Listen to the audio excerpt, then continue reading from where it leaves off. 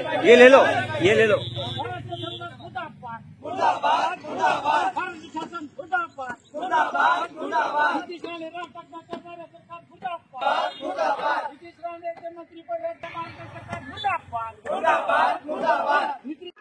फरक काय सांगाल, काय आपण निदर्शन होतं आणि आपली काय मागणी आहे? आम्ही एक जळगाव जिल्हा एकता संघटना व उजाप आमचे जे आहे उपवास असोसिएशन यांच्या माध्यमाने आज या जिल्हाधिकारी कार्यालयाला 3 ते 4 वाजेपर्यंत आम्ही निदर्शने केलेले आहेत। कारण की नितीश राणे मंत्री महोदयांनी जे परवाच्या दिवशी मुलाखत देताना अत्यंत घाणेरडे शब्द, अत्यंत व्यत्यय आणणारे शब्द, अत्यंत हेट स्पीचचे द्वेषपूर्ण असे त्यांनी अरबी मदरस्यांच्या बाबत वापरलेले आहेत। अक्कलकुव्याच्या मदरस्याबाबत एक गुन्हा दाखल झालाय, त्याबद्दल त्यांनी पत्रकार परिषद घेतली होती।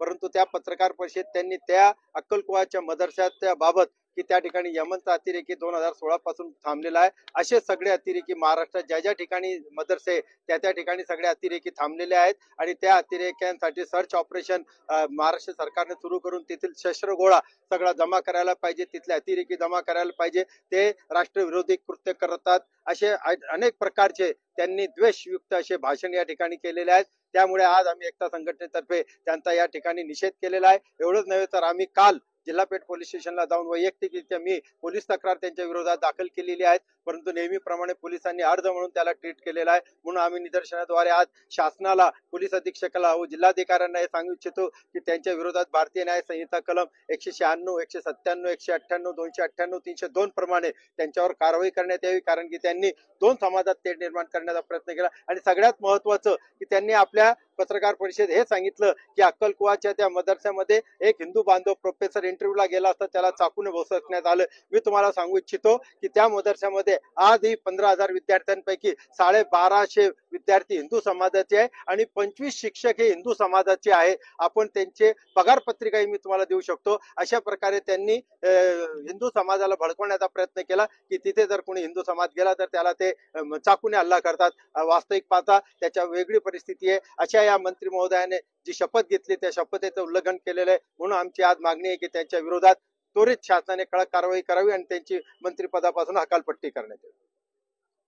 हे अजय पाटील पण नमस्कार, माझं नाव अजय पाटील असून गेल्या काही दिवसांपासून नितीश राणे धर्मामध्ये द्वेष पसरवण्याचं काम करतायत। ते एका मोठ्या पदावर ते निवडून आलेले आहेत, तरी सुद्धा असं बोलतायत ते। आणि आपलं जे महाराष्ट्र आहे आता की हेट स्पीच मध्ये अव्वल नंबरवर 1 नंबरवर आलेलं आहे आपल्या भारतामध्ये। ज्या महाराष्ट्राची ओळख पुरोगामी प्रगत महाराष्ट्र म्हणून आहे आणि जे श्रीमंत राज्य म्हणून भारतात ओळखलं जातं, त्या राज्यामध्ये आपल्याला दुर्दैवाने नितेश राणे हे महाराष्ट्राचा गोबरपट्टा करत आहेत आणि अतिशय वाईट। आणि दररोज त्यांचे असे स्टेटमेंट चालू आहे।